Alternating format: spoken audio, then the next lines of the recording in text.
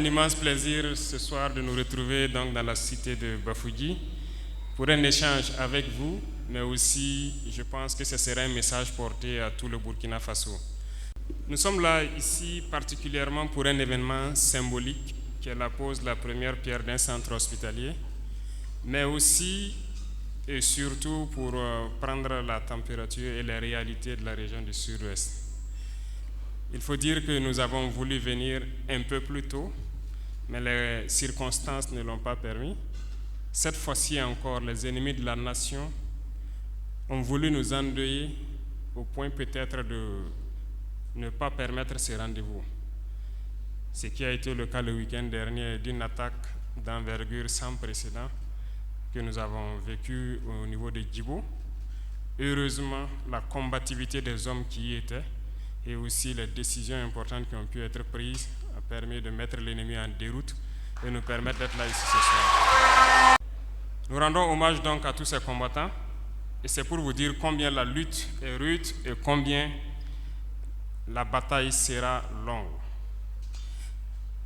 Ceux-là qui nous combattent, ils nous empêchent de vivre. Ils ne veulent pas que nous vivons. Mais nous sommes là pour donner vie au Burkina Faso. C'est pourquoi ils tenteront toujours, de 1000 manières, mais aucunement ils ne pourront faire fléchir le Burkina. Soyez-en fiers. Ici, nous nous rendons compte de la résilience du peuple donc, du Sud-Ouest. Il faut le dire, sur 28 départements, seul Djigoué, que d'ailleurs nous allons accompagner bientôt, va rejoindre.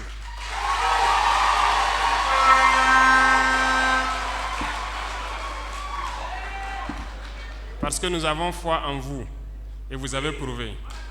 Vous avez prouvé que vous n'avez pas peur de l'adversité. Vous affrontez l'adversité. Vous avez prouvé votre résilience et il est de notre devoir de vous accompagner.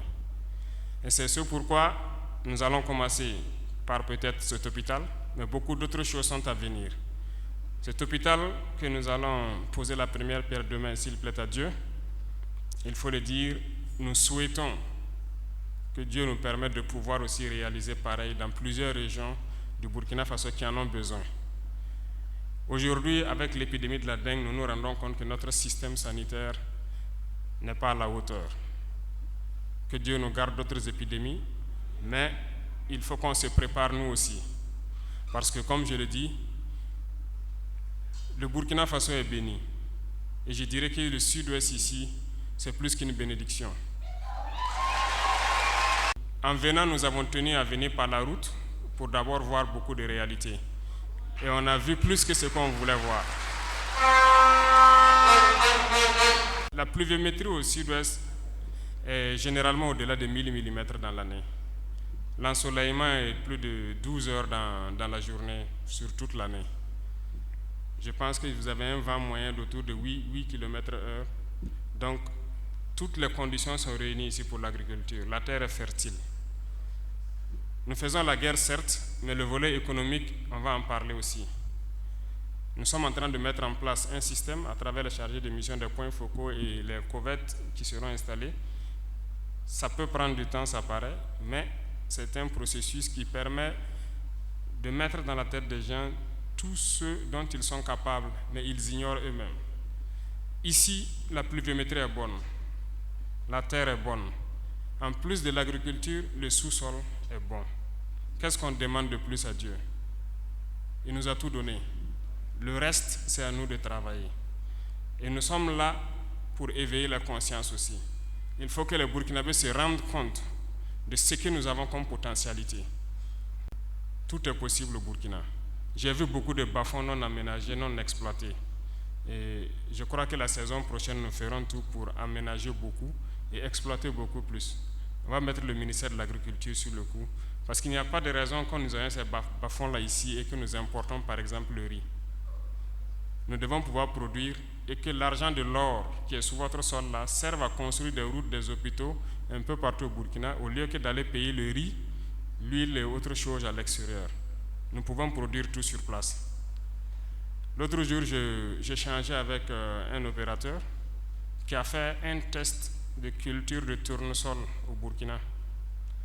Tenez-vous bien, ça marche très bien. Le rendement est beaucoup plus qu'en Europe. Pourtant, on nous avait fait croire que ce sont des choses qui ne marchent pas ici. Je vous disais que le blé, il marche très bien au Burkina. C'est en expérimentation, beaucoup de gens ont sémé ça cette année encore. Nous avons tellement de potentialités qu'on ne peut pas finir de citer. Donc, je souhaite que chacun revienne à quelque chose de très important. Ce que nous consommons, nous devons le produire ici. C'est important. Donc, nous allons rediriger les gens vers la production, vers la terre, pour que, comme je dis, notre sous-sol et nos ressources naturelles, ce que nous allons avoir de ces ressources-là, puisse servir à faire nos routes, à construire des hôpitaux, à faire en tout cas les services sociaux de base. Notre vision, notre rêve, c'est de rendre l'éducation gratuite. C'est à travers tout ça que nous pourrons le faire.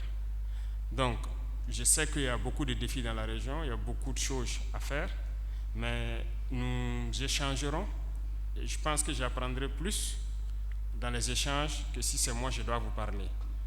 Sur ce, je ne vais pas être long, je vais vous laisser poser plutôt les questions auxquelles je pourrai répondre éventuellement.